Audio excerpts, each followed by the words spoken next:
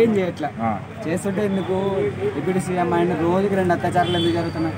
30,000 మంది మిస్సింగ్ అన్నారు గవర్నమెంట్లో. 30,000 మంది మిస్సింగ్, గంజాయి స్మగ్లింగ్, అది డ్రగ్స్ అది అంటే మరి అదే ఆ పాయింట్ అనేది గత ప్రభుత్వం ఏం చేసింది? గత హోంశాఖ ఏం చర్యలు తీసుకుంది? మా గవర్నమెంట్లోనే ఇంతమంది మిస్సింగ్ అయ్యారు అది ఇది అన్నారు. గవర్నమెంట్ వచ్చి 9 నెలలు అయింది కదా, రికవరీ అయింది, ఎంతమంది తీసుకొచ్చాడు? రోజుకి 2-3 అత్యాచారాలు జరుగుతున్నాయి, ఎక్కడ అరికట్టారు?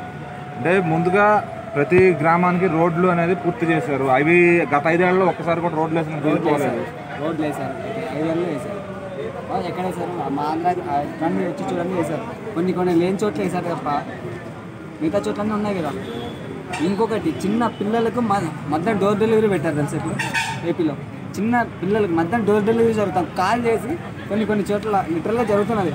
షాప్ అతను కాల్ చేసి తీసుకురా అంటే ఊళ్ళో పల్లెటూరు బెల్ట్ షాప్ నుంచి తీసుకొని పోయి డెలివరీ చేస్తారు. 9th క్లాస్ 10th క్లాస్ పిల్లలు కూడా తాగుతున్నారు ఇప్పుడు.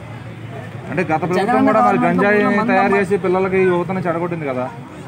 జగనన్న గవర్నమెంట్ లిటరల్గా చెప్తున్నాం, మా ఊర్లో మద్యం దొరకాలంటే పోసుకునేవాళ్ళు లిటరల్గా కాకపోతే ఇప్పుడు ప్రతి ఒక్కటి ఊర్లో ఫోన్ చేసి షాప్ అతనికి తీసుకురా అంటే 1 కిలోమీటర్ దూరం స్టేషన్లో డెలివరీ చేస్తున్నారు. 20 రూపీస్ 30 రూపీస్ ఎక్స్ట్రా తీసుకోవాలి.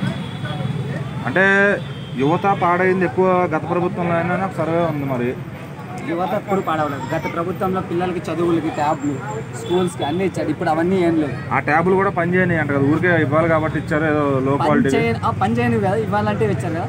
గవర్నమెంట్ ఉంది, ఏది ఇచ్చాడు? మళ్ళీ ఇవ్వచ్చు కదా.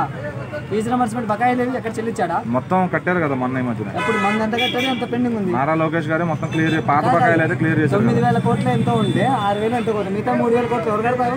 సో నిధులు ఇవ్వండి, మీ వాళ్ళు మొత్తం అప్పులు చేసి వెళ్ళిపోయారు కదా. జగనన్న 5 ఏళ్ళలో అప్పులు చేసిన దానికి, కరోనా టైంలో అన్ని చేసిన 5 ఏళ్ళ అప్పులకి ఇప్పుడు వచ్చిన 9 నెలల్లోనే చేశారు కదా మీరు. ఇన్ని కోట్ల అప్పు. అంటే జగనన్న ఆయన ఓటర్లకి డబ్బులు ఇవ్వకుండా ఉంటే ఇప్పుడు ఆ డబ్బులంతా మిగిలి ఎంతో కొంత పనికి వచ్చాయి కదా. ఓటర్లు కార్యకర్త, జగనన్న గవర్నమెంట్లో కార్యకర్త వైసీపీ కార్యకర్త బాగుపడిందంటూ లేదు, అంతా ప్రజలకే పెట్టాడు. టీడీపీ గవర్నమెంట్లో ఇప్పుడు లిటరల్గా చెప్తున్నా, ప్రతి కార్యకర్త బాగుపడుతున్నాడు. ఎందుకంటే పథకాలు ఉన్నవి లేనివి అవి ఇవి ఎంత వస్తుందో తీసుకోలేదు, అలా చేస్తున్నాడు. సో ఓవరాల్గా మీకైతే ఈ జనసేన ప్రభుత్వంలో ఏమీ మార్పు కనపడలేదు అంటారా? జనసేన కూటమి ప్రభుత్వంలో ఏం మార్పు లేదు.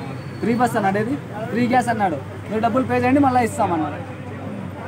అది అవసరమా? చెప్పి హామీలు ఇవ్వడం ఎందుకు?